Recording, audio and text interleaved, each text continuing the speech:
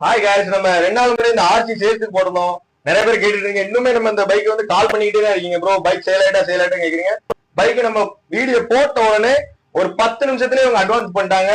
Advance பண்ணிட்டு bro பைக்கை hold பண்ணுவீங்க, நான் 2 நாள்ல வந்துருவேன்னு சொல்லியிருந்தாங்க. ஸோ இவங்க பைக்கை ஹோல்ட் பண்ணி வச்சிட்டோம்.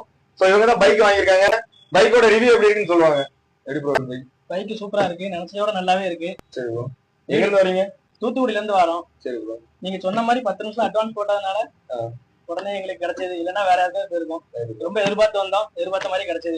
ஆஃபர்ஸ் எல்லாம் எப்படி ப்ரோ நாங்க பண்ணி கொடுத்துருக்கோம்? எப்படி இருக்கு ஆஃபர்லாம்? ஹெல்மெட் பண்ணி கொடுத்துருக்கீங்க, டேங்க் ஃபுல் பண்ணி கொடுத்துருக்கீங்க. சரி ப்ரோ.